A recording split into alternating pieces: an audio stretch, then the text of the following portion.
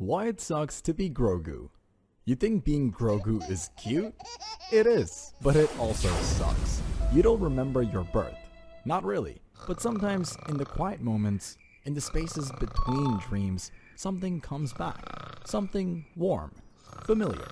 Golden lights streaming through high-arched ceilings, gentle voices speaking in tones you don't understand but somehow trust, a hand, 3 fingers, wrinkled but kind, resting on your head, and then screaming.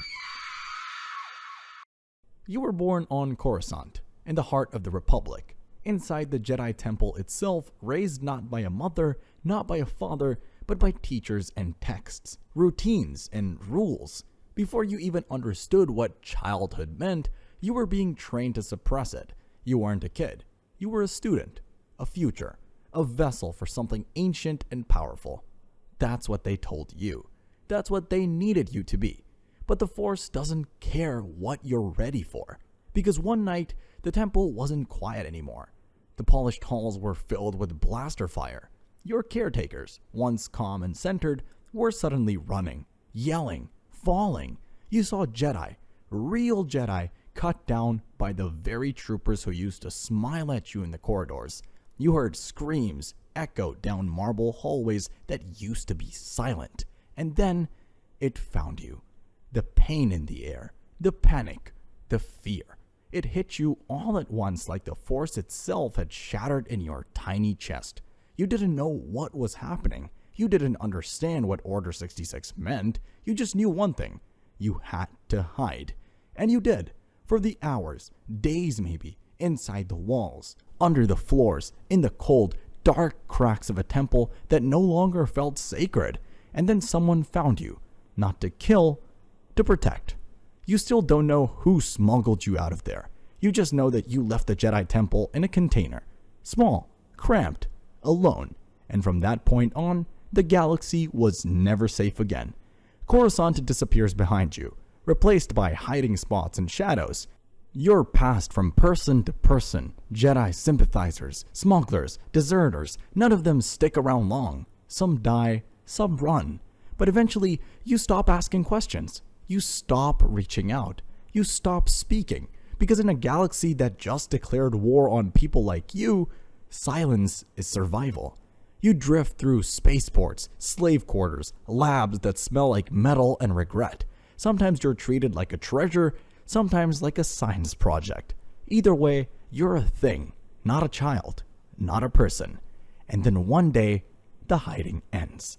You're found on Orvala 7, held in a rundown compound by Nikto mercenaries who don't even know who you are, only that you're worth a lot of money to the remnants of the Empire. You're 50 years old by now, but still an infant by your species' standards. You don't fight, you barely move. You just sit there, like you've been doing for decades, waiting for something to change. And it does. He walks in wearing Beskar armor and a silent stare. No name, no questions, just a job. He fights his way through the compound like it's nothing. Everyone else would have left you in that cold metal pod, tagged you, frozen you, and handed you over. But Djarin didn't.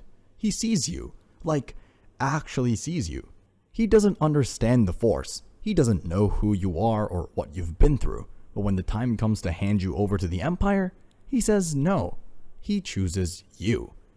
That changes everything. But it's not happily ever after, because freedom doesn't mean safety. Not in this galaxy. And you and Jin spend months on the run.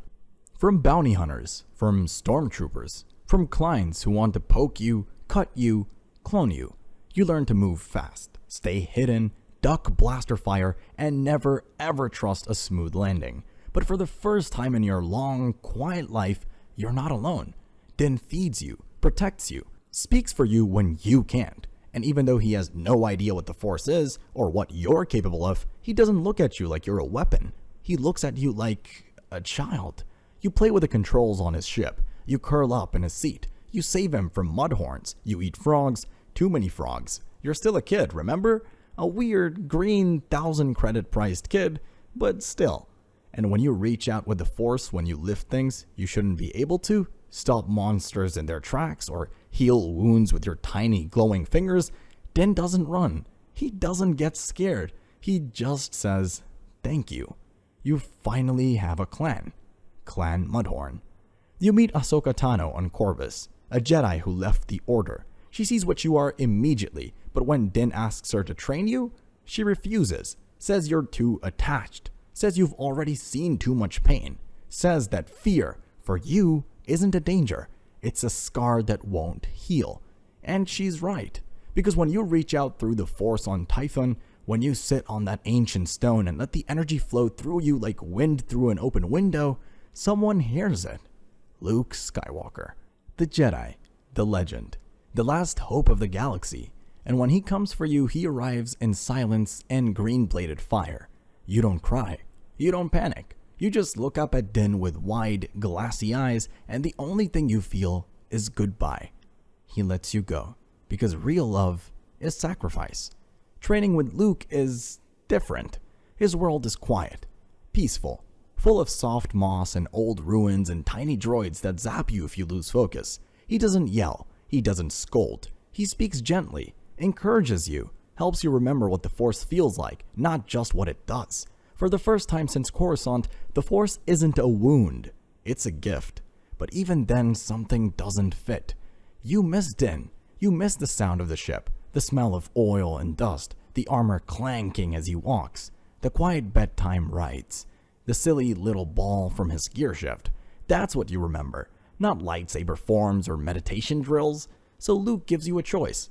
Take the armor or the saber, Mandalorian or Jedi. And you choose Din, but that decision comes with a price. You're no longer a Jedi, but you're not just a foundling either.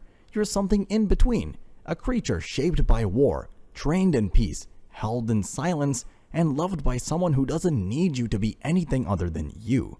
You return to Nevarro. You help fight off the remnants of the Empire. You see IG-11 fall, rise again, fall again. You face Moff Gideon twice. You fight off Praetorian guards. You pilot mechs. You use the Force to save your people. You stop a firestorm. You choose your clan. But even now, the galaxy hasn't stopped watching you.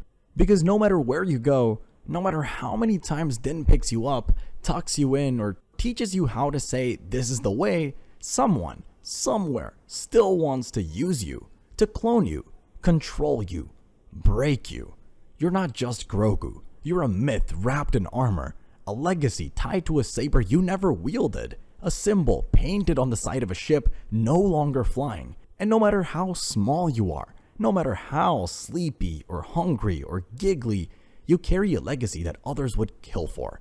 You don't know where you come from, you don't know where you're going, but you know what you are.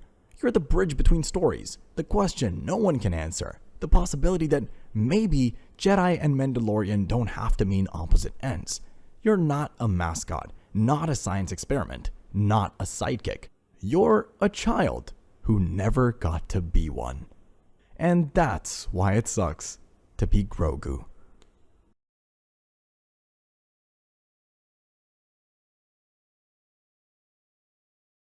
Why it sucks to be Leia Organa. You come into the galaxy on a lifeless rock drifting in space. No warm lullabies, no gentle hands. Only cold lights, antiseptic air, and the hum of droids on Polis Massa. The first sound you should have heard was your mother's voice, but Padme Amidala is already gone. Your father is not gone, but he is no longer the man he once was. Anakin Skywalker has vanished, leaving only Darth Vader, the shadow of all that was lost. Your story begins with separation. You are a twin, but you will never grow up with your brother. He is hidden away on a desert world beneath twin suns. You are given to strangers with a crown, a palace, and a new name. Leia Organa, Princess of Alderaan. From the very beginning, you are not allowed to be yourself. You are a secret disguised as royalty. Alderaan is a paradise. Mountain peaks gleam in the sun, rivers run clear, the air itself feels untouched. Bail and Breha Organa raise you with love, but also with purpose. Alderaan does not raise idle children, it raises leaders. Your childhood is filled with posture lessons, debates, and speeches rehearsed until your voice does not shake. Bail teaches you the value of peace, but also warns that peace is fragile, and the Empire is always waiting to take it away. The galaxy proves him right sooner than you expect. At 9 years old, you are kidnapped, stripped from safety, held in the dark, reduced to nothing more than leverage. You survive only because Obi-Wan Kenobi, a Jedi who had long vanished into exile, steps into danger again to rescue you. You do not yet understand why, but you know this much. Being a princess is not protection. It is a target painted on your back. You harden quickly. By your teenage years, you are already living two lives. By day, the youngest senator in the Imperial Senate, poised and articulate in its grand halls. By night, a conspirator, moving secret codes, carrying hidden messages, feeding the growing rebellion with information. Every banquet is a cover operation. Every gown conceals treason. You learn to speak with charm and strike with silence. Then, the galaxy takes everything from you. The Death Star fires. Alderaan, your home of mountains and music, of rivers and laughter, is obliterated in a single moment. 2 billion lives vanish in green light. There are no ruins to bury, no ashes to scatter, only silence. And you are forced to watch from a prison cell as Tarkin smiles. 18 years old, and your world has been reduced to nothing. You endure. The next day, you are on Yavin 4, calm and steady, directing pilots toward the weakness in the weapon that killed your people. They fly, they fight, and the Death Star explodes. The galaxy celebrates, but Alderaan does not return. Your parents do not return. The void inside you still remains. From then on, war defines you. Hoth, Endor, you march through ice trenches, crouch in bunkers heavy with mildew and fear. You are captured, tortured by Darth Vader, your father, though you do not yet know it. You endure by refusing to yield. Defiance becomes the core of who you are. When the Empire finally collapses on Endor, the truth emerges. Vader, the monster who tormented you, was once Anakin Skywalker. And Anakin Skywalker was your father. The blood that destroyed your world runs in your veins. The revelation is not freedom. It is another weight you are forced to carry. Still, you continue. You marry Han Solo, the man who can make you laugh even when nothing else can. For a time, there is light. In 5 ABY, on the day the Empire surrenders, you give birth to your son. You name him Ben, after Obi-Wan. For one moment, you allow yourself to believe the curse is broken. It is not. The galaxy does not forget your bloodline. When your parentage becomes known, the Senate turns on you. To them, you are not a hero of the rebellion. You are the daughter of Darth Vader. And while they whisper in the halls of power, your son is falling in the shadows. Luke trains him, but darker voices speak louder. Ben succumbs. He takes a mask and the name Kylo Ren. The child you carried, the boy you raised, is gone. Then comes the moment that destroys what remains of your heart. Han walks across a bridge, calling to your son, pleading with him to come home. You feel it through the Force when the Crimson Blade ignites, when Ben kills his father. Han falls into the void, murdered by his own child. Your body collapses, though you are light years away. You should stop. You could stop, but you never do. You gather what remains of your allies and forge the resistance.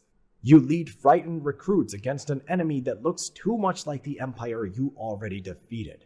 You command until your strength itself falters, and when the son you raised slips in the shadow, when Han reaches for him and the bond you built as a family shatters, you endure. Even hollowed, even breaking, you spend what remains of your strength through the Force, reaching for your child one last time. He hears you. He turns. But for you, there is no peace, no rest, only the burden of carrying the hope of others. And still, your life holds more trials. Peace never follows you. After Endor, you are thrust into politics once again. Chief of State of the New Republic, twice, It sounds noble, but it means endless betrayals, assassination attempts, and debates that drag on longer than wars. While Luke rebuilds the Jedi with lightsabers, you rebuild a government with speeches and words you discover cut far deeper. At home, you have 3 children, Jaina, Jacen, and Anakin. For a while, there is laughter. For a while, you almost believe. But darkness always returns. Palpatine rises again, housed in a cloned body. He even tries to claim your unborn child. You and Luke fight him, defeat him again, but by then you know evil never truly dies. The Yuuzhan Vong arrive. They do not just conquer. They twist planets into horrors, enslave billions, and torture without end. You are captured, scarred, left with wounds no healer can erase. You endure, but the galaxy takes your youngest son. Anakin Solo dies at 16, leading a suicide mission. 16. Your grief shatters you. Your marriage with Han fractures. You stop speaking. Only the war drags you back into motion. But the galaxy has not finished. Jacen, your thoughtful son, the one who once questioned everything, falls. He becomes Darth Sidious, a tyrant, plunging the galaxy into civil war. And the one who ends him is not you. It is Jaina, his twin. She strikes him down, and you are left to hold her as she sobs over her brother's body. One son gone as a boy, another corrupted and slain, a daughter forced to kill her twin, and you remain, carrying what none of them can. When Luke dies, you feel it tear through the Force. Another piece of your soul is gone. In the end, you take Jacen's daughter, Alana, into your care, trying to give her the peace you never had. And when your story is finally written, it does not read like destiny. It reads like punishment. Why does it suck to be Leia Organa? Because from the moment you were born, you were never allowed to simply be yourself. You lost your mother at birth. You lost your father to darkness. You lost your planet to fire. You lost your husband to your son's blade. You buried your children. You outlived your twin. Every time you gave enough, the galaxy demanded more. The galaxy called you hope, and it was right. But hope was never a gift. Hope was a cost, and you paid it with everything. Your home, your family, your joy, and finally, your life.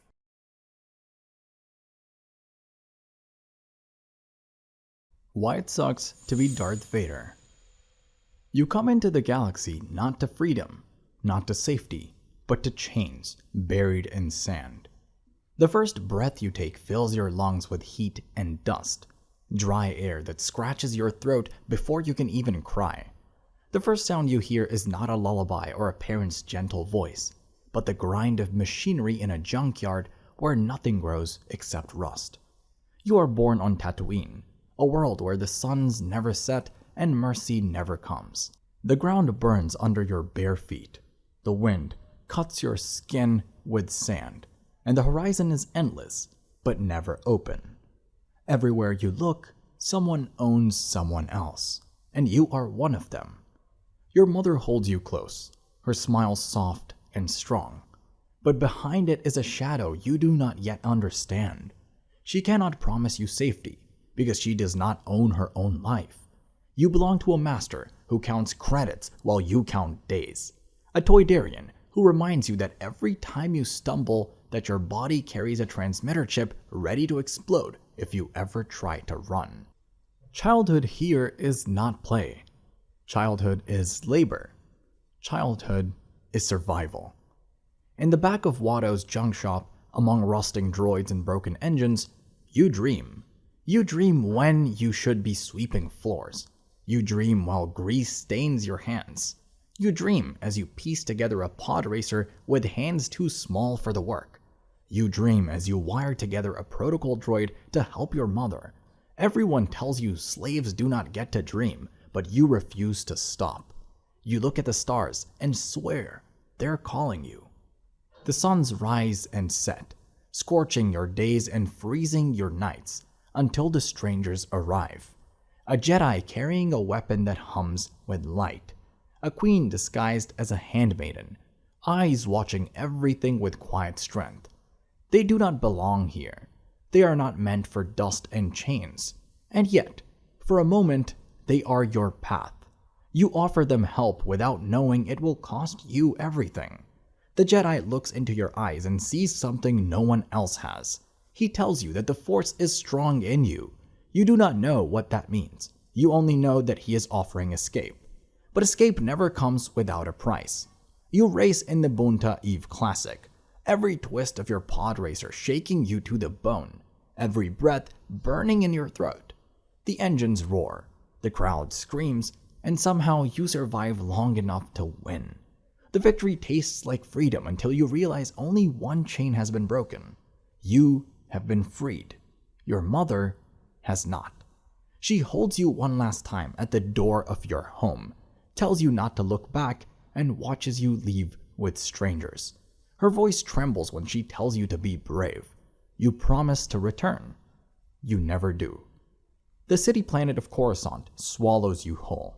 The endless lights, the towers stretching higher than the suns of Tatooine ever climbed, the skyways filled with ships moving in flawless order. This world is everything yours was, not alive, loud, impossible, but it is not home.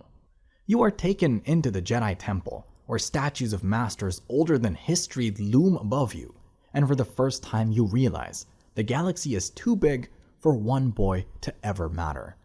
Training is not comfort. Training is not kindness. Training is silence and discipline. You are told to forget attachment, to sever longing, to erase the memory of the mother who kissed your hair at night. You are told to become more than human, but every breath in your chest reminds you that you are not. You spar until your arms ache. You meditate until your mind drifts back to Tatooine anyway. You memorize codes and creeds until the words blur. But when you sleep, you still hear her voice. You tell yourself you will make her proud. You tell yourself you will return. The Jedi tell you to let go. Years pass, and you grow taller, stronger, faster than anyone around you. The Force is not a whisper in your veins. It is a storm. You wield it with brilliance, but also with fire that unsettles the masters who watch you. They whisper that you are dangerous. They are not wrong. You want to be more than obedient. You want to be free. When war explodes on Naboo, you are pulled into it.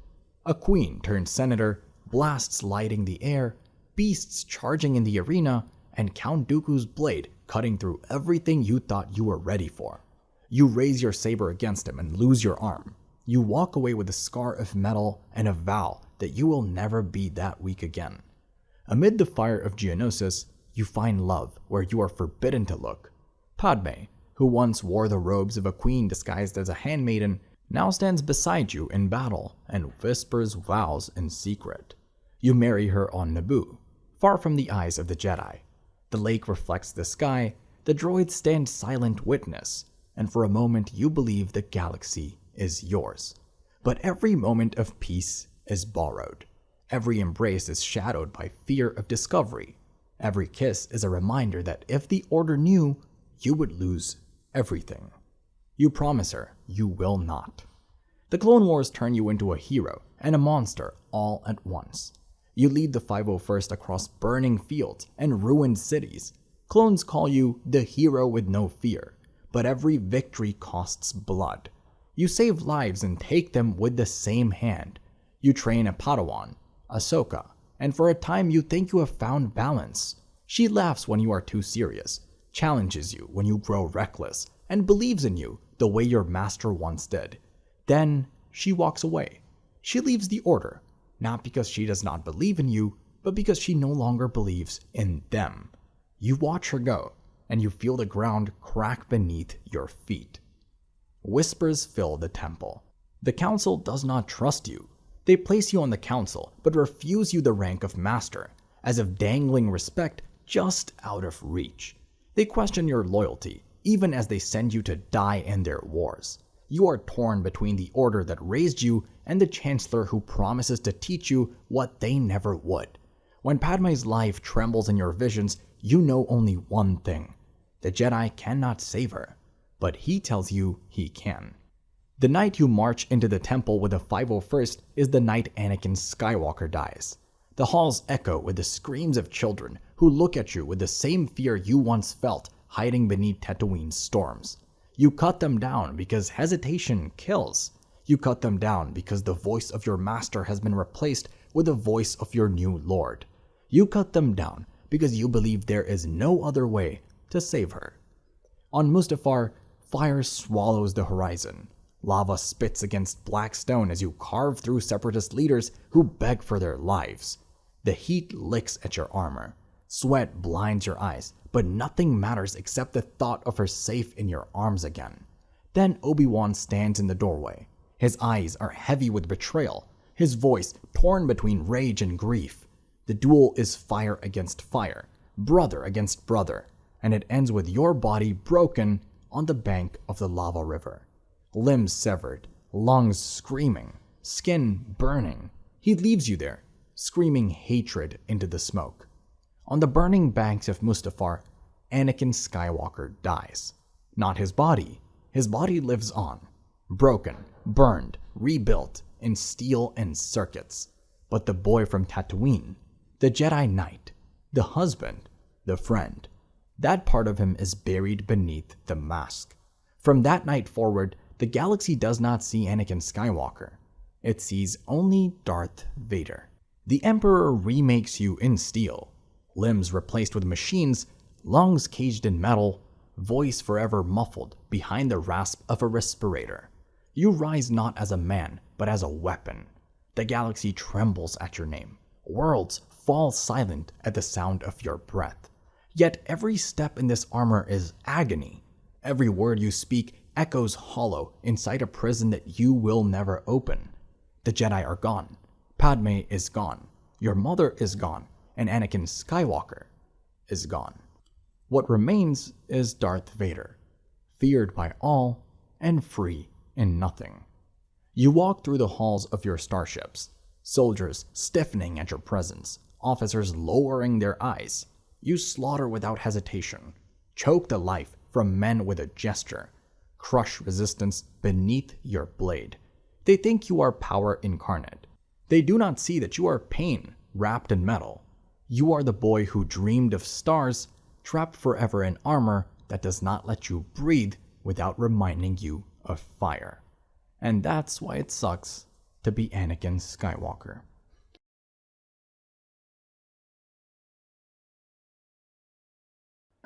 Why it sucks to be Djarin.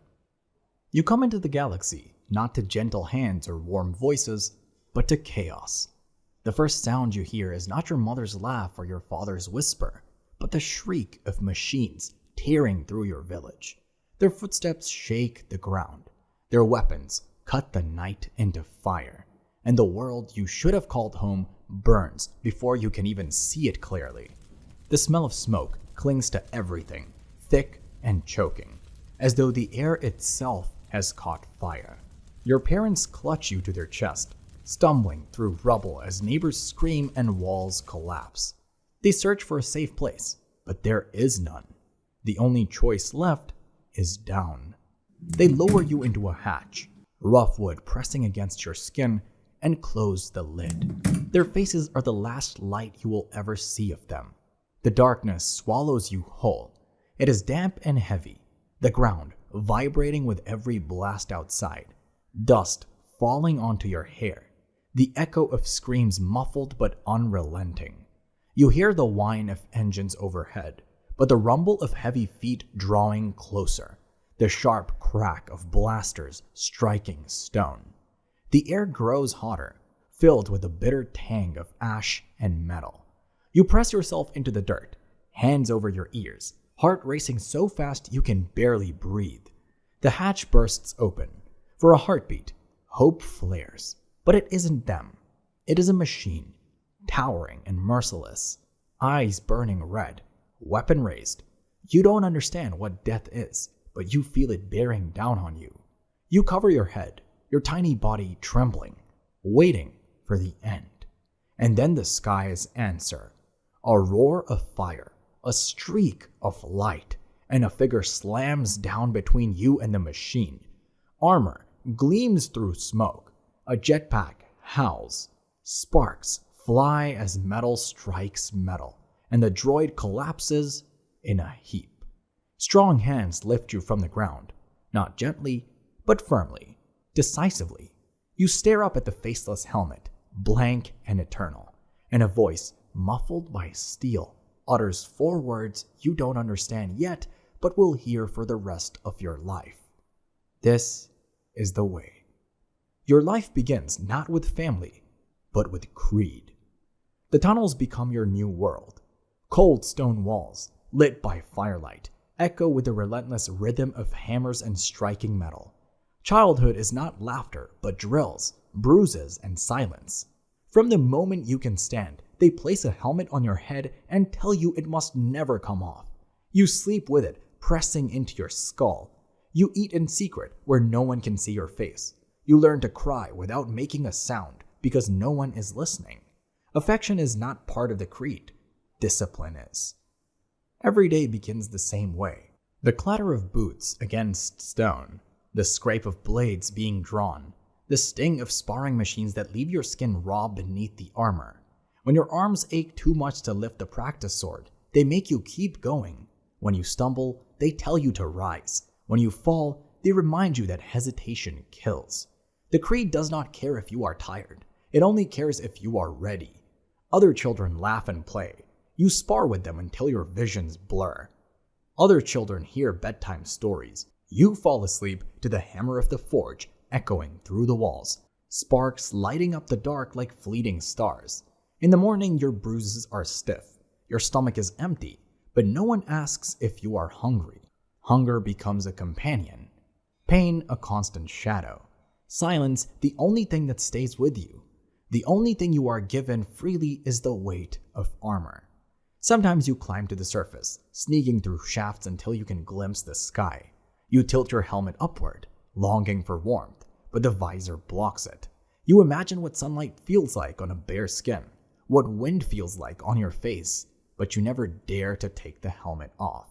The rule is absolute, and breaking it would mean exile. Better to be caged and belong than free and alone. Your first kill comes too soon. A smuggler cornered, his voice cracking with fear, his eyes wide. You hesitate. His begging almost reaches you. Almost. Then the words of the creed echo in your mind. Hesitation kills. You pull the trigger. When you return, no one embraces you. No one says you did well. They hand you another piece of armor. Approval here is measured in steel, not kindness. You carry the weight because there is nothing else to carry. As the years pass, the helmet becomes part of you. Its edges press lines into your skin. Its visor fogs with your breath. You wake and sleep inside its cage. It is protection, identity, and prison all at once.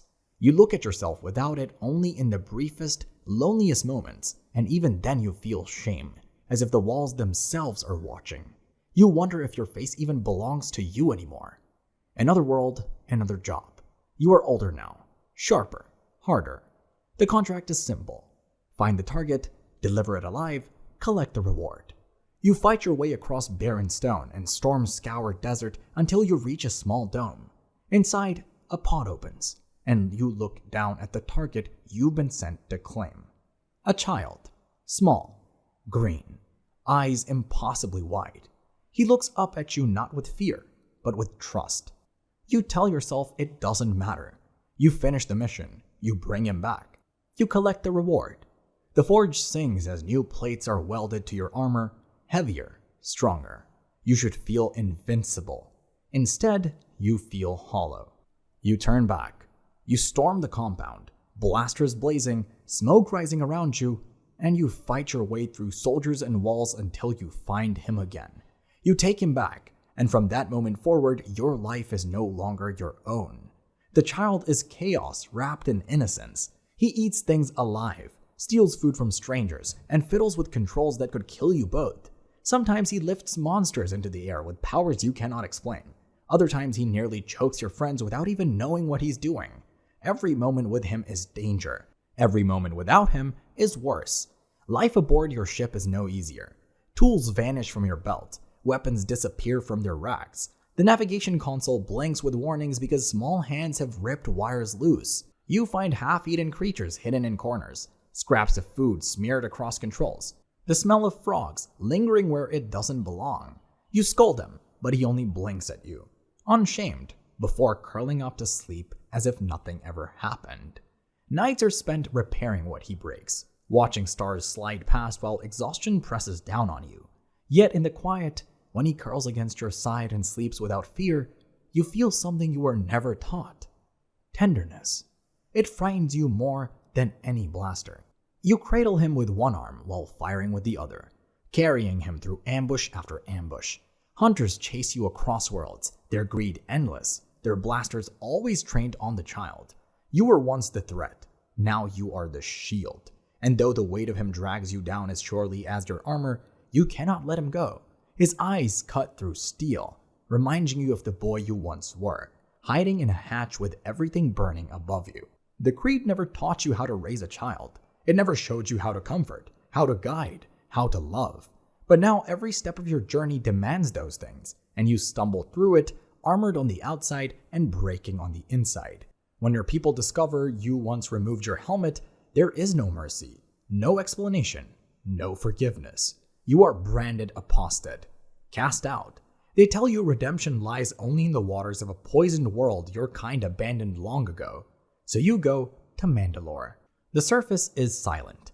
Cities lie shattered, glass and stone reduced to graves. Helmets half buried in ash stare up at you, empty eyes reflecting the truth you don't want to face.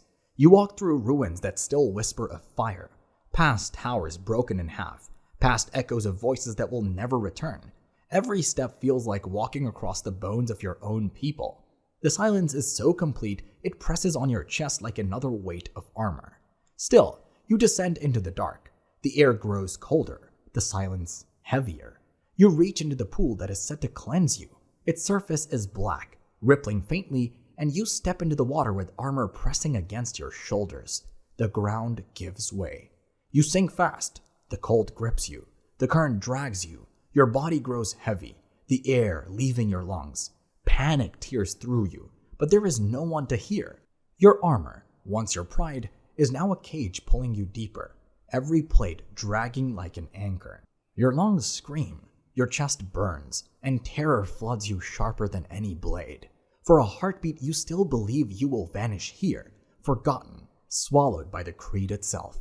But something inside you refuses to yield. You fight, you claw, you thrash until your chest burns, and somehow you break the surface, gasping, the helmet tearing off in desperation. Air floods your lungs, sunlight touches your face, warm, bright, real. In that instant, the truth cuts sharper than any blade. They would have let you sink, so long as the creed stayed pure. You drag yourself from the pool, dripping, shaking, helmet heavy in your hands. You know now what they never wanted you to see, that it is not the way that saves you. It is you. Your story begins with fire on a world that never gave you a chance. It hardens in tunnels where affection is measured in steel. It twists with every step you take, carrying a child who refuses to leave your side. It nearly ends in the waters of a poisoned planet where faith demanded your life. At every turn, the galaxy takes what it can, leaves you scarred, and tells you to keep walking anyway. And that's why it sucks to be Din Djarin.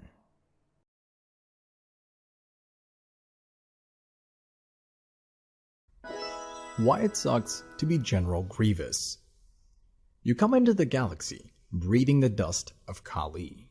The air is thin, the soil is red, and the gods are carved in bone. From the moment you can walk, you are taught that life is not a gift, but a fight. Your people, the Kalish, live for war. They wrap their faces in masks of tusk and ivory, carved to honor the ancestors, to remind you that every battle must be repaid. By the time you can lift a rifle, you already know what it means to kill. Childhood ends early here. The land is harsh, carved by winds that never sleep. Dust storms roll across the plains, choking the horizon in red haze. Nights bring a cold so deep it cuts through bone, but fires in the villages burn with chanting. Families wear masks not only for battle, but to mark identity, each line painted for blood lost or blood taken. When you train as a child, you aim at rocks shaped like skulls. When you succeed, your father scratches another mark into your mask. Proof that victory and survival are the same. The enemies of your people are not beasts. They are the Hook, insectoid raiders who descend from the sky in ships of metal. They slash through jungles, burn villages, drag children into slavery. Their language is a buzz of mandibles you never care to understand. To the Kaleesh, they are demons without honor. Carrion dressed in armor. You learn their habits, how they swarm in numbers, how they favor the night, how they panic when ambushed from cliffs. You answer with ambushes of your own, hunting parties that grow into campaigns. Victories pile high, and your mask becomes more than tradition. It is a warning. Your name, Kaimin Jai Shilal, spreads like fire. Hunters whisper it around campfires. Shrines are etched with it. Children carve it into dirt with sticks. Some call you a demigod, the greatest Kaleesh to ever live. Entire armies march at your command, masks painted with your crest. Villages fall silent when you pass, not out of fear, but reverence. For a moment, it seems as though the Hook might finally be broken. But victory brings no peace. The Hook twists the story, painting your people as aggressors, and the Republic listens. Senators who cannot find Kali on a star map declare you guilty. Trade routes close. Sanctions choke harder than any blade. Food runs out. Children die with no enemy to strike back at. Shrines gather dust.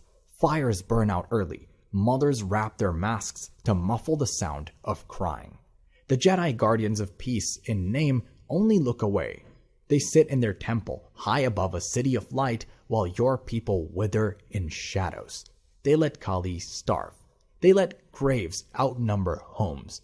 Their silence cuts deeper than any Hook weapon. Hatred grows inside you. Hatred for the Hook. Hatred for the Republic that believed them.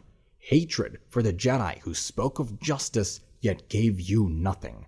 The bone gods whisper in your dreams, telling you vengeance is the only path left. And then salvation arrives. Tall moons in perfect robes, the sigil of the banking clan gleaming on their collars, step onto Kali's dust. They speak in calm tones, offering credits, weapons, shipments of food. Their smiles never reach their eyes. Behind them stands a man cloaked in shadows, voice smooth, presence heavy. Count Dooku. He offers more than aid.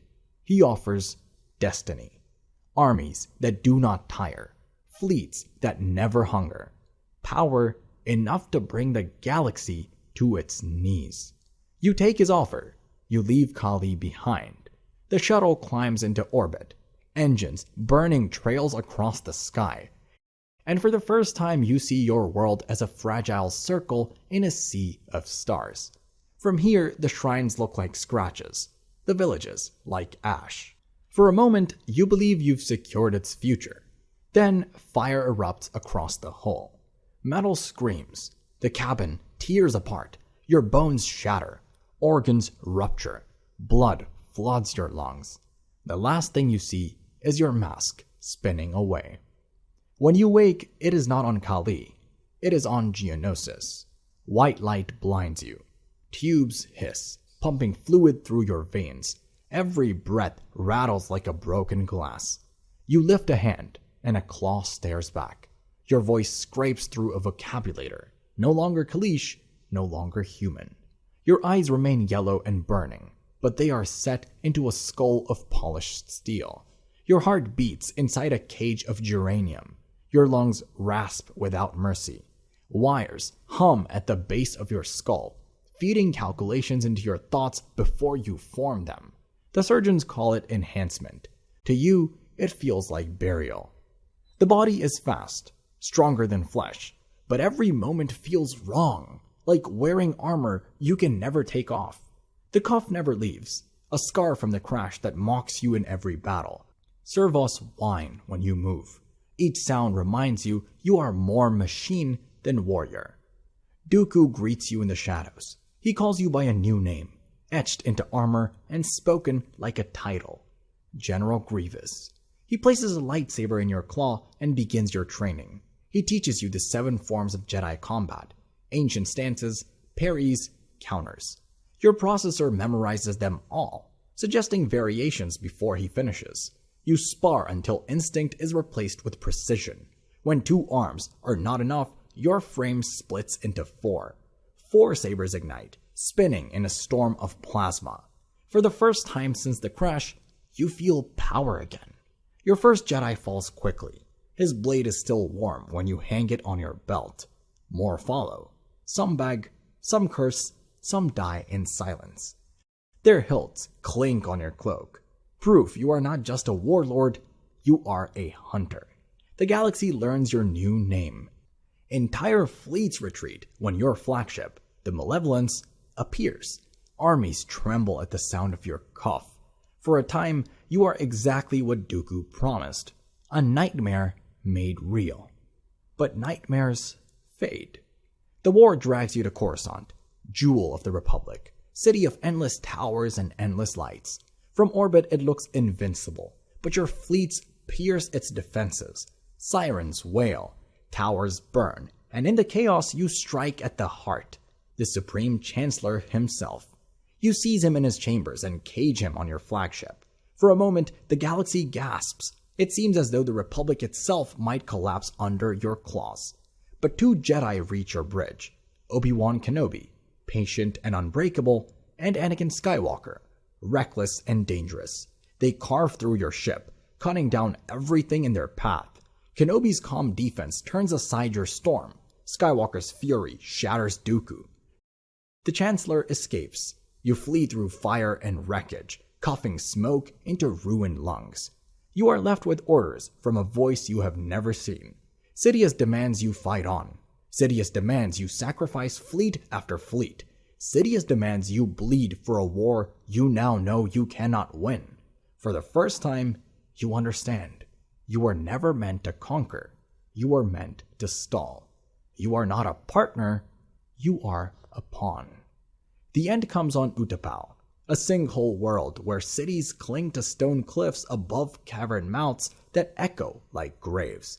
You hide there with your droid legions, telling yourself you can rebuild, that you can still turn the war. But Kenobi comes, calm as ever, stepping off his gunship like a man who already knows the ending. You ignite your sabers. 1 splits into 4. The storm begins. Blades whirl faster than the eye can follow. Sparks shower cavern walls. The sound is a hurricane of plasma and steel. You drive him back, again and again. Claws gouging stone, cuff rattling your chest.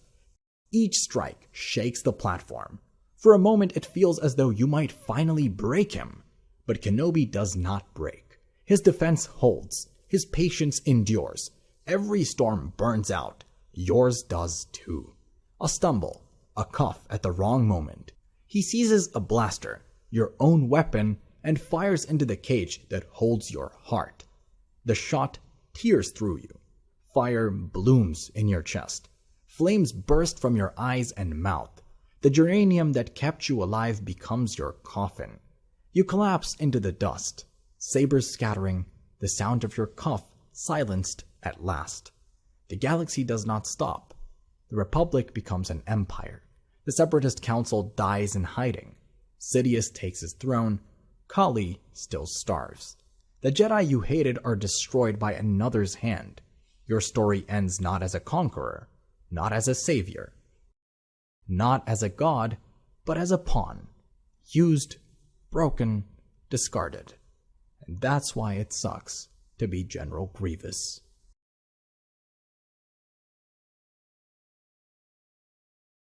Why it sucks to be a Jedi Master. You come into the galaxy screaming, and the first thing you breathe in is heat-thick, wet air that tastes like rust, fungus, and rain that's been cooking in jungle leaves. You're born on Felucia, A world that's all teeth and thunder, where every mountain scrapes the edge of the atmosphere and every valley below it waits to swallow anything dumb enough to stand still. The rivers don't meander, they rip. The trees don't sway, they hunt. The wind doesn't whisper, it screams. And that's just the weather. You live on the ridges, high up where the storms can't quite reach you, but the beasts still can. Your people, the Molari, don't raise kids the way other species do. They don't really raise them at all. They test them. Trial by survival. No lullabies, no toys, no training wheels. You're getting scavenger lizards before you can say, mine. You're walking night patrols before your knees stop wobbling. You don't get a childhood. You get a knife and a warning. Keep up or don't come home. Even then, before you know what the Force is, before you know what the Republic is, the way the wind dies before a predator strikes, the way your mother tenses right before your father speaks, the way danger doesn't always roar, sometimes it watches, still and silent. So when the sky breaks open and silver ships come sliding through the clouds like falling stars and forget how to crash, no one in your tribe runs. They just wait, because they know who those ships are for. They're for you. The Jedi don't knock. They don't smile. They don't explain anything. One of them just walks up, calm and confident, and says, "You are strong in the Force. You have a greater destiny." You don't even know what destiny means, but your mom's grip tightens on your shoulder and your dad doesn't speak, and the elders start preparing your things. Even though no one asked, even though you didn't say yes. Because it doesn't matter. You belong to the Jedi now. The temple is huge, too clean, too quiet. Nothing natural about it. The floor's too smooth, the air smells too recycled, and every wall feels like it was built to trap echoes. There are other kids, but none of them look like you. They don't talk like you. Most don't talk at all. They just train, meditate, obey. You learn the code before you learn to sleep through the night. You train with sabers until your wrists bleed. You meditate in silence so long it stops feeling like peace and starts feeling numb. You learn to suppress everything. Fear, anger, joy, hunger, sadness, confusion, until even you can't tell the difference between what you feel and what you're supposed to feel. And when you cry at night, quietly, into the pillow that smells like disinfectant, no one says a word, because Jedi don't cry. Jedi control. Jedi are better, that's what they tell you. Then one day, you're chosen. Kale Varnas, Jedi Knight, veteran, doesn't talk much, doesn't smile. His boots are worn. His robes are always a little dusty. He doesn't pick you because he sees potential. He picks you because you're next in line. Your first few weeks with him are quiet. He trains you hard, doesn't explain anything twice, doesn't praise you when you get it right, doesn't scold you when you get it wrong, just moves on. Don't flinch, he says. Stay ready. Use your head. You learn that he's not trying to teach you how to be good. He's trying to teach you how to not die. The missions start small. Recon, escort, diplomacy. You expect peace talks. You expect to help. But you learn quick, Jedi don't always bring peace. Sometimes they bring ultimatums. Sometimes they deliver threats. Sometimes they clean up messes without asking who made them. You watch Kale talk down warlords without drawing his saber. You also watch him strike down a man who hesitates a second too long. You're told it's for the greater good. You're told the Force will guide you. But deep down, something starts to feel wrong. You freeze during one mission.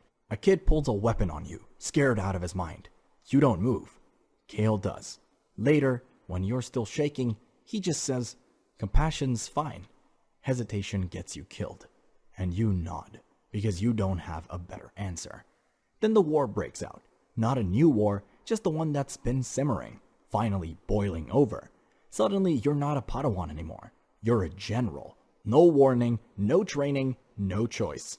They give you a battalion of Clonetroopers who call you sir and salute like you've earned it. They fight for you, laugh with you, die for you, and never once question if you deserve it. You try to keep them alive. You don't always succeed. You learn their names, you memorize their voices, you notice the way they modify their gear to feel just a little more human. You pretend not to hear when they cry in the barracks after a bad mission, and every time one doesn't make it back, you feel that guilt dig a little deeper into your ribs like a splinter the Force can't pull out. The Council says stay focused, but your missions stop being about peace and start being about control. You're not guarding the innocent anymore. You're locking down planets, kicking down doors, silencing protests. The Jedi say it's necessary. The Republic says it's strategy. You start to wonder if either knows what those words even mean anymore. Then you're sent to arrest a senator. He's leaking Republic documents, calling out corruption, helping refugees. The Order calls him dangerous. You expect weapons. You expect a trap. What you get is a man handing out blankets in the rain, feeding kids from ration crates, and looking at you like he's more sad than afraid. If you're here to stop me, he says, maybe you're not who you think you are. You freeze. Kale doesn't. Afterward, no one asks questions. You write the report, you leave out with the kids. And then it happens. Order 66. 1 second you're mid-mission, troopers at your side, friends behind you. Next second, they open fire. No hesitation, no warning, just blaster bolts and silence, and the sound of Kale's body hitting the ground before his saber even lights. You run, not because you're brave, not because you're strong, but because that's all you have left. You hide. You bury your lightsaber in the mud of a backwater moon. You burn your robe in a cargo hold that doesn't ask questions. You change your name. Then again. You live in scrapyards, port bars, underground bunkers, places where no one looks you in the eye long enough to ask you what you're even running from. You stop trying to feel the Force. You stop trying to feel anything. You survive, because that's what you've always done. But it's not the same. It never will be again. You don't know how many years pass. You don't stop counting. You hear rumors, inquisitors, Jedi hunters, survivors being tracked down, turned, broken. You don't care. You don't fight. You don't reach out. You stay quiet, invisible, until one day they find you. You're scavenging parts in the ruins of an old Republic outpost. It still smells like ash and old regrets. You feel them before you see them. 3 inquisitors, slick armor, red blades, too calm, too confident. You say, I'm not a Jedi. They smile. The saber flies to your hand like it never left. The Force rushes in like an old friend you barely remember. You fight, not with grace, not with style, with anger, with memory, with everything they took from you. The first one goes down fast. The second one pushes harder. You're slower now, older, hurting, but you win. The third one waits. You try, you lose. You hit the ground hard. Your chest is on fire. The sky above is soft and blue, the first honest sky you've seen in years. And in those last seconds, you don't think about the council, or the temple, or the war. You think about the jungle. You think about Kale. You think about the clones laughing over cold rations. You think about the life you might have had if anyone had just let you be a person instead of a symbol. You smile, because maybe, even if it didn't matter in the end, at least now, it's over. That is why it sucks to be a Jedi Master.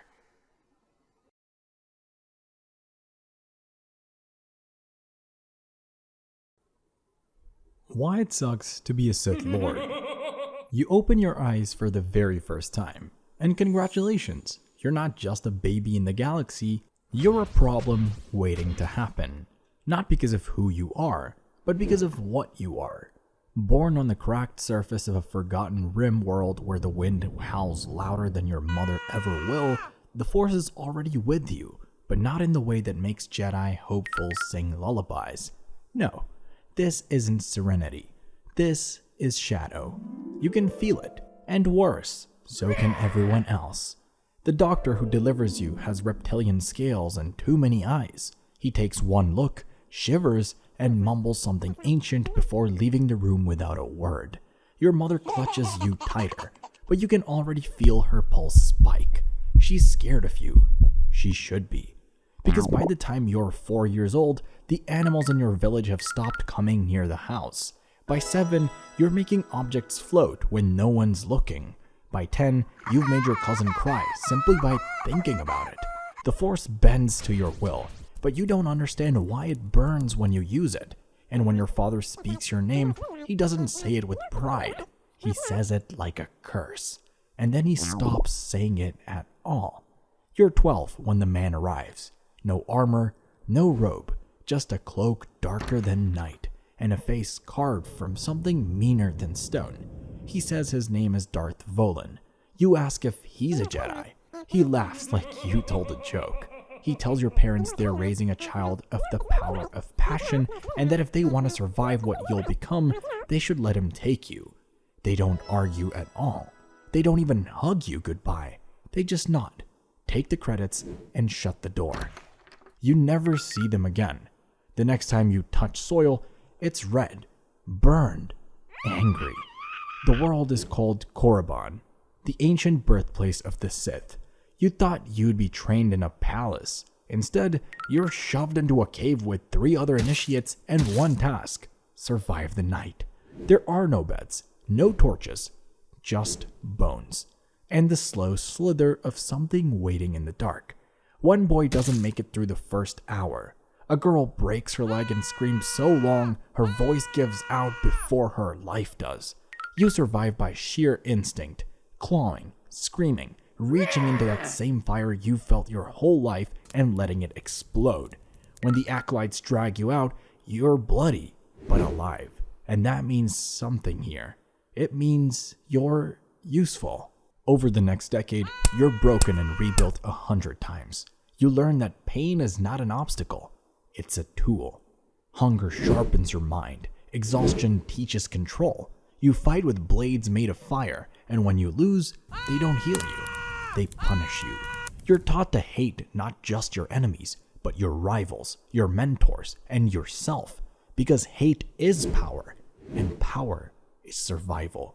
Your master doesn't teach you by lecturing. He teaches you by scarring. When you hesitate in training, he burns your arm with a vibroblade. When you flinch in combat, he chokes you with the Force. He says the Jedi believe in peace, but the Sith know that peace is a lie. That only through passion can strength be born. That through strength comes power. Through power, victory. And through victory, freedom. You believe him. You have to. Because if you don't, you die. You're 16 when the first real test comes. They call it a culling. 20 initiates enter the pit. Only 5 walk out. It's not a duel. It's a massacre. You don't remember all the faces you cut down, but you remember their eyes. You remember how they looked at you, pleading, like you might spare them, like mercy was something you'd been allowed to keep. It wasn't. A year later, you're given your first assignment: sabotage a Republic supply post on Organa. You kill your first soldier with a force push that breaks every bone in his body. The second one you slice clean in half. And the third, he surrenders. You stare at him for a moment. You could let him live, but you don't, because Sith don't leave survivors, and because you liked the sound his scream made when your saber carved through him.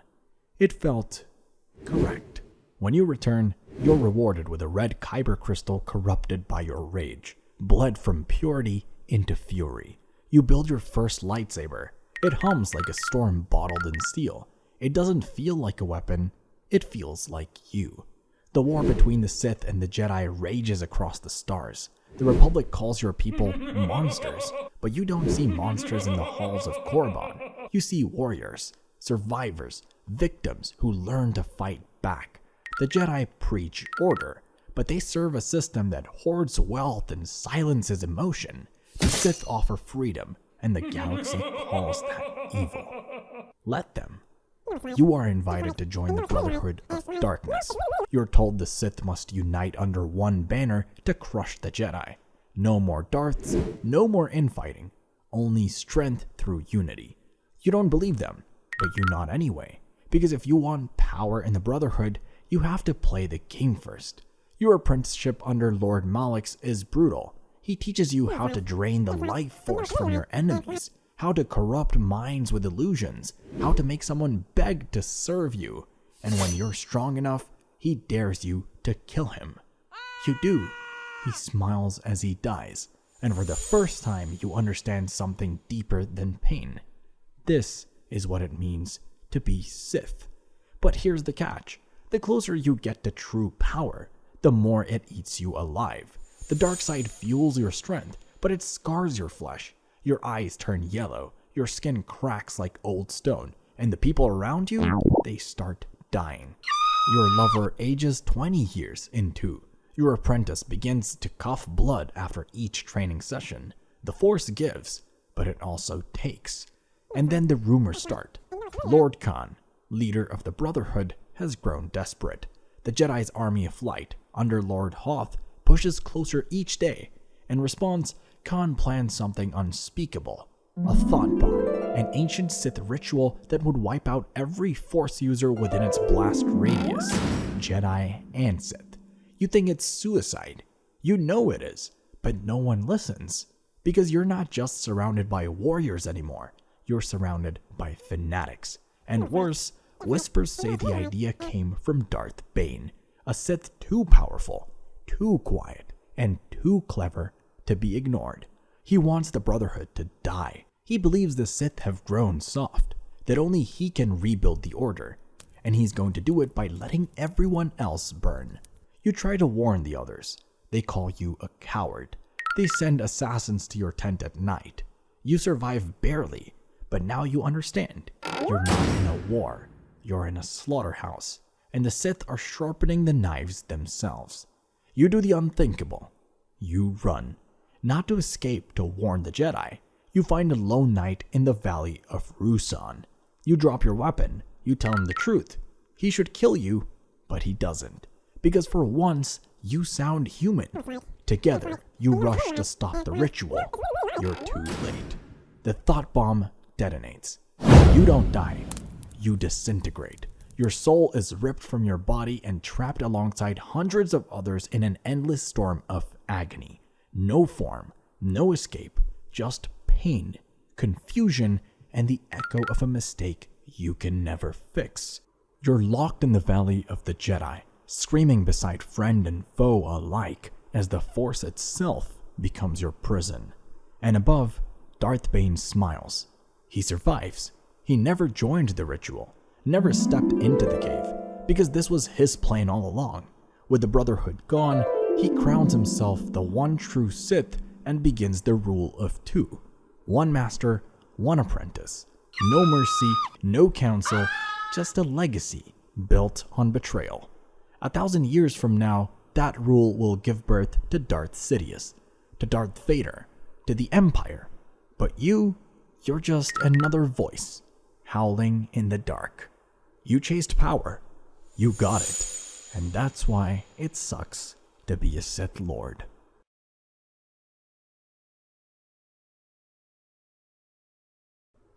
Why it sucks to be a bounty hunter. You come into the galaxy choking on heat that smells like burnt oil and old noodles.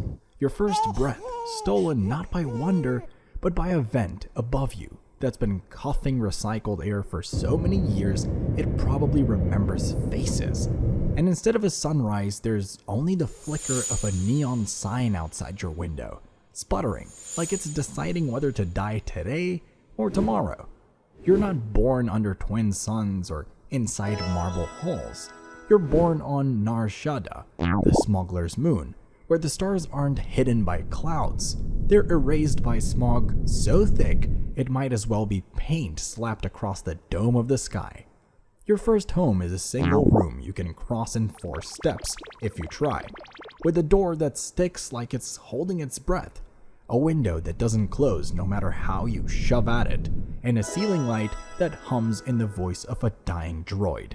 The tap spits more rust than water, and when it finally does produce something drinkable, you still stare at it for a while wondering what else is floating in there. Out in the hallway, the air smells like fried food someone swore they'd finish, ozone from an ancient generator that hasn't been serviced since the Clone Wars, and that quiet, dangerous tension you only notice after growing up around it. Your mother runs parcels for crews who don't use names, never telling you what's inside the packages, but teaching you without saying it that whatever it is, you don't ask. Your father exists mostly in rumor and a pair of boots he once left behind. Eye contact here isn't a sign of confidence. It's an invitation to get tested, and loud kids get noticed for all the wrong reasons while quiet kids get to eat. Nar Shaddaa doesn't raise children, it sharpens them, and if you're lucky, you get to be the one holding the edge. The moon becomes your first teacher. You learn the sound of trouble before you can read the heavy, certain steps of boots that aren't afraid of you, the hiss of a blaster safety flicking off, the low growl of a speeder engine that's too close for too long.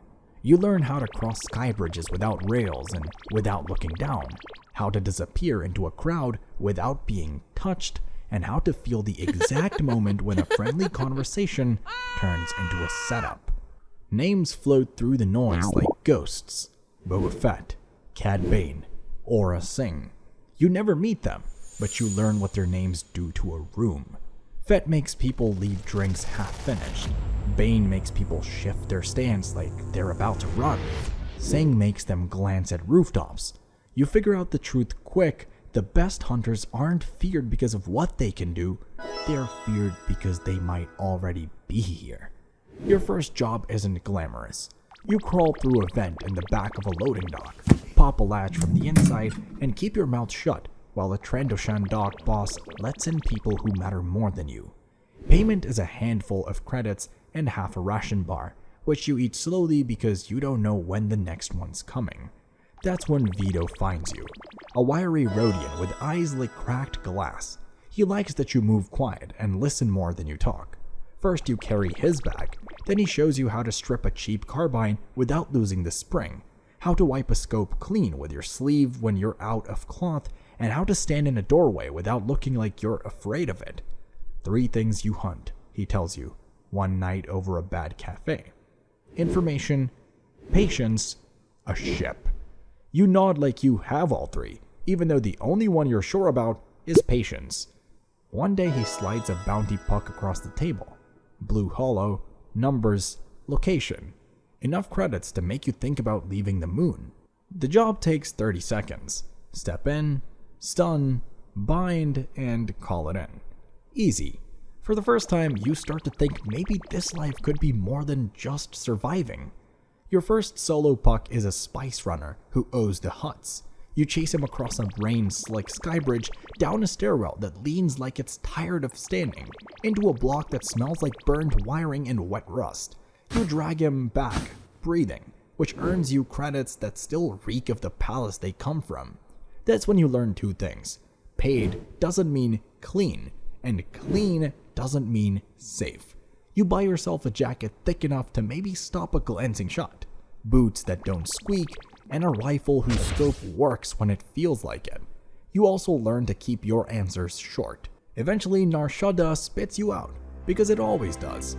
You land on Tatooine, where heat wraps around you like a punishment. The sun's watching from above like they own you, and the towns look like they were built from sand and stubbornness.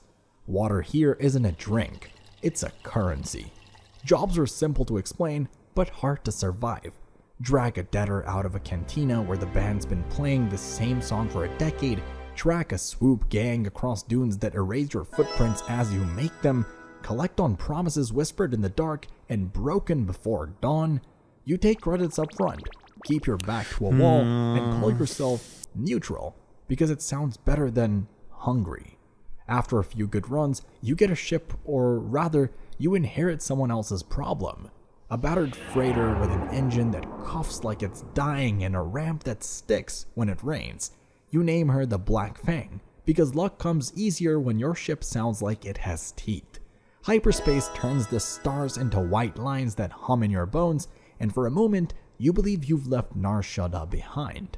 Your route becomes a triangle. Nar Shaddaa for deals, Tatooine for debts, Gorse for jobs that pay in whispers. Gorse smells like ash and fatigue, its bells marking time better than the days, and its tunnels carry their own weather. The miners look toward the exit before they look at you, and you respect that honesty's rare out here. Then one day a puck lands on your table. High price, low detail, Imperial stamp. Enough credits to fix your ship, your teeth, and maybe even your future. You track the target into Gorse's maintenance guts, the air tasting of sparks. They're clutching a data core, claiming it's proof the Empire's working miners to death. They offer you double to walk away. Vito's voice in your head says, don't think, act. But you do think. You crush the puck under your boot and point them toward the ladder. Word moves faster than ships. Nar Shaddaa hears. Tatooine hears. Gorse probably knew before you made orbit. The good jobs vanish. What's left comes from people with smiles you can hear before you see them. The Black Fang rattles harder every jump, and you keep telling her, soon, like you mean it. Then the guild calls. Code breach. One of ours. The Hollow spins a younger you in another body. Orders, alive, quiet. The trail winds from Nar Shaddaa to Gorse, ending in a canyon where the wind shreds sound. You see then a grin you recognize, the same restless look you once had. Guild business, you call. Same, they answer. And that's it. Blasters talk first. Sparks leap from the rock. Your shoulder plate rings. You close in, trading knife for blaster. You cut their cheek. They burn your ribs. For a moment, it's almost fun until you remember the cost. Their bolt finds the gap in your jacket. You drop, staring up at a strip of pale sky between stone. They hesitate, just losing enough for you to shake your head. Don't. They don't hesitate twice. Heat, light, quiet. Dust tasting of metal. Nar Shaddaa's rail-less bridges. Tatooine's endless suns. Gorse's bells in the dark. Faces drift past Fett's shadow. Bane's hat, Sing's stare. You weren't them, but you lasted longer than most. You don't ask if it was worth it. That answer changes. You just wonder if anyone will pause when they hear your name. Maybe they will, maybe they won't. Either way, the moons will still hang over Nar Shaddaa. The band will still play the same song in the same cantina, and somewhere, some kid will still learn to cross a bridge with no rails and no fear. That's the price. That's the loop. That's the lesson. And that's why it sucks to be a bounty hunter.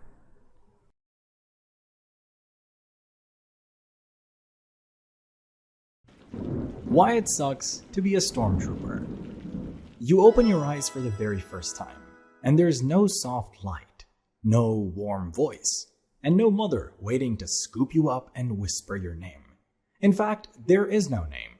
What you get is a number, clipped and sharp, barked at you by someone in armor who looks just like you. And that number is the only identity you will ever be allowed to carry. You're not a person. You're property. Congratulations. You're a Stormtrooper now. And the thing about being a Stormtrooper is that from day one, you learn the cruelest truth in the galaxy. You're not special. You weren't made to stand out. You were made to blend in, to disappear into the ranks of identical helmets and identical voices repeating the same orders in perfect unison. You are the Empire's favorite tool, mass-produced, faceless, and endlessly replaceable. Your existence is proof that to some people in this galaxy, life is just another resource to be stamped, coded, and shipped off to die. Think about where it starts. Kamino. The planet is nothing but water and storms, a world where the sky never clears, where lightning flashes across endless oceans, and where you're grown in tanks like crops instead of born into families. The Kaminoans never look at you with affection, only calculation. Long necks bent over data pads as they measure your progress. You don't get childhood games. You don't get scraped knees in the sand, and you don't get stories by the fire. Your lullaby is the hum of machinery. Your first playground is the barracks, where rows of identical faces stare back at you like a mirror you can never escape. And every step you take is training. Every word you speak is programming. Every breath you draw is one step closer to becoming what they need you to be. obedient. In the beginning, you're a clone trooper. There's a little hope there, maybe. You fight alongside Jedi who call you brother. You paint your armor. You carve identities into cold white plastoid, and you give yourself nicknames because you need to feel alive in a system that insists you're not. Rex, Cody, Fives, and Echo. For a heartbeat in galactic history, you almost believe you're people. You almost think you matter. And then Order 66 comes down, and in a single night, everything you thought you were is erased. You turn your blasters on the only friends who ever treated you like more than numbers. You kill Jedi, not because you chose to, but because you are programmed to. Because choice was never really yours. And when the smoke clears, when the Jedi are gone, and the Republic has become the Empire, you realize what you've always been. A switch to be flipped. A pawn to be moved. A weapon with a built-in expiration date. Because here's the punchline. The Empire doesn't even keep you around. You're too expensive, too specialized, and too much of a reminder of a war they'd rather erase. So they phase you out. They toss you aside like old equipment and replace you with recruits. Farm boys, street kids, anyone desperate enough to trade freedom for a paycheck. Clones who survive the transition, they drink themselves into obscurity. They disappear into shadows. Or worse, they train the very recruits who will push them into irrelevance. Imagine fighting tooth and nail across half the galaxy only to be replaced by someone who volunteered for the privilege of being treated like dirt. Now you're in the armor, the same glossy white shell plastered across Imperial posters, and sure, from the outside it looks intimidating. Stormtroopers look like fear itself, faceless, unyielding, a tide of soldiers blotting out hope. But wear it for more than 5 minutes, and you'll realize how miserable it is. The ventilation is a joke. The visor fogs up the second you start running. The boots trip you on flat ground and don't even think about aiming properly. The helmet narrows your vision so badly, you'd be lucky to hit the broad side of a bantha. That's why rebels laugh. Why smugglers crack jokes about stormtroopers never hitting their targets. And the worst part, deep down, you know they're right. Training isn't much better. You're broken down, rebuilt, and told over and over that individuality is weakness, that questions are betrayal, and that fear is treason. You don't get to ask why, only how high. You're told the Empire is order, and the galaxy is chaos without you. But in the back of your mind, you know the truth. The Empire doesn't care about you. They never did. You're not order, you're inventory. And then come the assignments. Maybe you think you'll get stationed somewhere easy, guarding hallways on Coruscant or shaking down shopkeepers on some backwater moon. But the galaxy doesn't hand out mercy. If you're unlucky, and most of you are, you'll find yourself on Scarif. Scarif looks like paradise at first. Blue oceans, white beaches, swaying palms. The kind of place you dream of retiring in if you ever lived long enough to retire. But Scarif is no paradise. It's a fortress. And when the rebels hit it, it becomes your tomb. The towers you were told were indestructible crumble under the weight of X-Wing torpedoes. The sand scorches beneath your boots. Your armor turns into an oven, and the sky itself explodes when the Death Star fires. You're buried under fire and glass, and no one ever remembers your name. No songs, no medals, no statues. Just silence. Or maybe you draw Endor. A forest moon where sunlight trickles down through trees taller than skyscrapers. It could almost be beautiful if you weren't being hunted like prey by teddy bears with rocks. You ride speeder bikes at breakneck speed, trees blowing past, your stomach twisting every time your visor fogs up. And for what? To lose to log traps and slingshots. To be remembered not as warriors, but as the Empire's biggest joke. Imagine spending your life in endless drills, endless marches, and endless obedience, only to be taken out by Ewoks with sticks. And then there's Hoth. Ice cutting through your armor, winds howling so loud you can't hear yourself think. You march because you're ordered to, because there's no such thing as retreat in the Empire. Even when your fingers are numb, your blaster jams in the cold, and your AT-ATs topple like toys tangled in wires, you're not conquering heroes. You're frozen meat waiting to be scraped off the battlefield. Even off the battlefield, life isn't much better.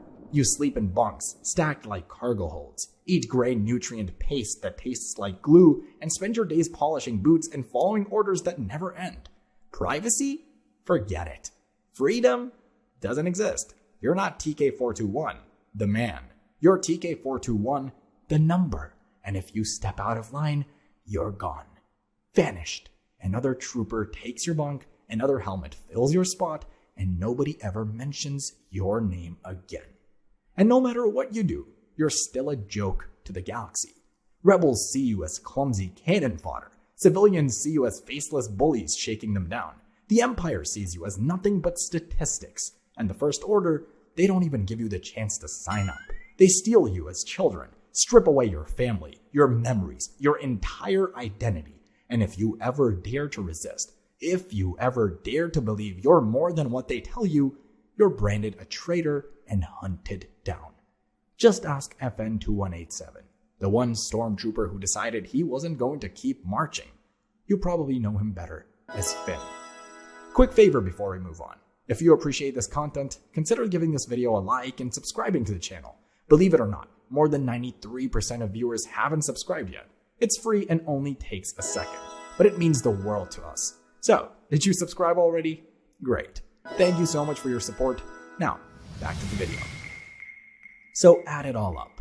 Born without choice, raised without love, trained without mercy, armored without comfort, sent to worlds you'll never really see, to die in wars you'll never really win. When you lose, you're mocked. When you win, no one remembers you. And if you survive long enough to question any of it, the system you served makes sure you disappear before the thought spreads. That's why it sucks to be a stormtrooper.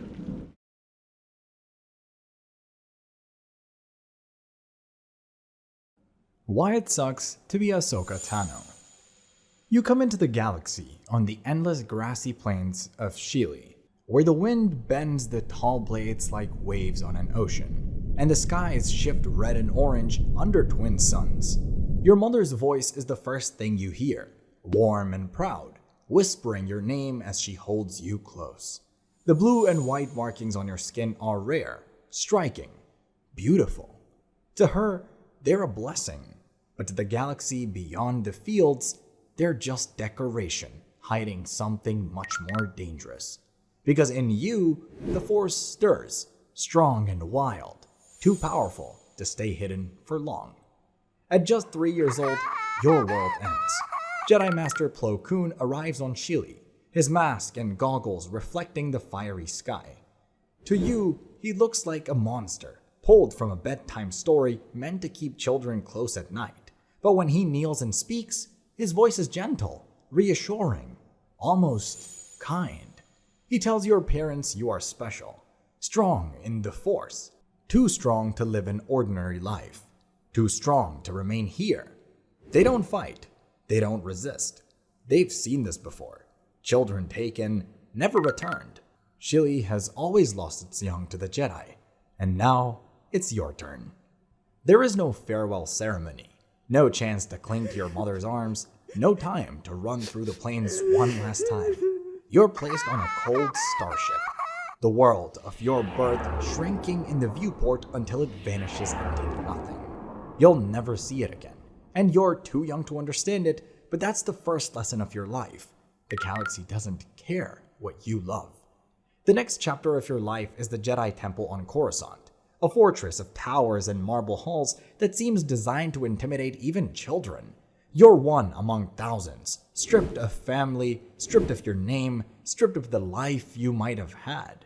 You're told that love is weakness, that attachment is forbidden, that fear is failure. The chants of the code echo through the temple day after day until you start to repeat them in your sleep. But still, in the quiet moments, you ache for the mother you lost, for the family you barely remember. Training is relentless. You spar against remotes until your arms burn. You memorize texts older than the Republic itself. You run obstacle courses blindfolded, guided only by the Force. You learn to fight before you even know who you are. Because the Jedi don't raise children, they forge weapons. By the time you're 14, the Council decides you're ready for a master, and not just any master. They give you Anakin Skywalker, the reckless knight who wins every battle by either brilliance or blind luck, and sometimes both. He doesn't want you. You're too young, too talkative, too headstrong. You call him arrogant, and he calls you Snips. It sounds mocking, but there's warmth behind it. A warmth you never got from the Council. For the first time in your life, you belong to someone again. But belonging comes with a price. Your first missions throw you headfirst into the crucible of the Clone Wars. Christophsis, Teth, Rylith, planet after planet, sky after sky, filled with blaster fire and smoke. You ignite your lightsaber, shouting orders to clone pilots who look to you for leadership even though you barely trust yourself. And when you make mistakes, it's them who die. At Rylith, you disobey direct orders, certain you can win. You charge in, stubborn and brave, and in the blink of an eye, your entire squadron is gone. Their starfighters burst into flame, their voices silenced forever. You return to the hangar, shaking, devastated. Anakin puts a hand on your shoulder, tells you this is what war does, tells you the guilt will never go away. But deep down you know the truth. It wasn't just war. It was you. And that weight never leaves. From then on, every battle leaves a scar. You cross blades with Greivous, and when his clawed hands nearly crush you, you realize there's nothing noble about survival. It's just messy, desperate, brutal luck. You fight Ventress, her laughter chasing you through the dark like the echo of every mistake you've made. You outwit Cad Bane, and though you win, you can't shake the image of those red eyes studying you, calculating the price on your head. And sometimes it's not even enemies that break you. It's the galaxy burning your lungs, alien beasts tearing at your skin, disease curling like fire through your veins. You survive all of it. Somehow, you always survive. But living isn't the same thing as surviving. And slowly, piece by piece, the war begins to strip away the ideals the Jedi stuffed into you as a child. Because if compassion is forbidden, then why is it the only thing keeping your master from falling apart? If Jedi are guardians of peace, then why do you command soldiers to their deaths like any other general? If you value life, then why does every mission cost you more of it? And in your quietest moments, you whisper the thought you should never admit. Maybe the Jedi have already lost their way. And then comes the day that proves you right. A bomb detonates in the Jedi Temple itself. Smoke and bodies fill the halls you once trained in. A woman is arrested. She confesses, but before the truth can be uncovered, she's murdered in her cell. The evidence points to you. The Council doesn't hesitate. They strip you of your braid, strip you of your title, strip you of the only home you've ever known. They hand you to the Republic to stand trial, to face execution. You're hunted through Coruscant's undercity like a criminal. Your name spat like poison. At the trial, the truth finally emerges. It was Barriss Offee, your friend, your fellow Padawan. She framed you because she saw the same corruption you saw and wanted the galaxy to see it too. You're acquitted. Your name cleared. The Council tells you it was all part of a great test. They invite you back, smiling as if nothing ever happened. But you've had enough. You look into Yoda's ancient eyes and see nothing but betrayal. You walk away from the temple. You walk away from the Order. You walk away from the only family you've ever known. And the worst part is, Anakin is following you to the steps, begging, pleading for you to stay. But you don't. You keep walking. Coruscant becomes the place not of your training, but of your betrayal. Time passes. The war burns hotter. You wander in exile, nameless, rootless, drifting from one shadow to the next, until one last call drags you back. The Siege of Mandalore. Mandalore is fire and ruin. Streets blaze with blaster bolts, buildings collapse in dust and ash, and in the middle of it all stands Darth Maul, waiting. You fight him, not as a Padawan anymore, but as a warrior hardened by years of war and loss. You win. You capture him. But victory means nothing, because the real enemy isn't here. The real enemy is your own army. Order 66 falls. Rex, Jesse, Vaughn, brothers who fought beside you, laughed with you, trusted you, turned their rifles on you in a heartbeat. You save Rex. peer the chip away from his brain, but the rest fall around you. When it's over, you stand in silence above a graveyard of clones, their helmets lined in the dirt like ghosts staring back at you. Mandalore becomes the place where everything shatters. Not just the war, not just the Jedi, but you. From there, you vanish. You hide in shadows. You whisper to rebels. You fight because you don't know how to do anything else. And one day, you face the enemy you swore you'd never see again. Darth Vader. His blade crashes against yours, his voice in a metallic snarl. The fight is brutal, merciless, and then his mask cracks. The breath hisses, and through the broken helmet, you see him. Anakin, the man who called you Snips, the man who cared for you when no one else did. He's there, staring at you with one eye, half buried beneath hate. You can't kill him. You can't save him. You can only walk away as everything collapses around you. Decades pass. Empires rise and fall. You grow older, slower, your face carved by loss, your robes gray. You are no Jedi now, but you are not anything else either. You guide Sabine. You search for Ezra. You face Thrawn. You step into the world between worlds and see Anakin again smiling, forgiving, guiding. You want to believe it's him. You want to believe it's real. But deep down you know it's just an echo, a ghost reminding you of what you lost. You are a survivor, but survival is the cruelest fate, because you carry every death with you. The clones who trusted you, the Padawan who betrayed you, the master who became a monster, the friends who vanished into the void. You carry them, and you always will. You never fell to the dark side. You never became the monster they feared you might be, but you never found peace either.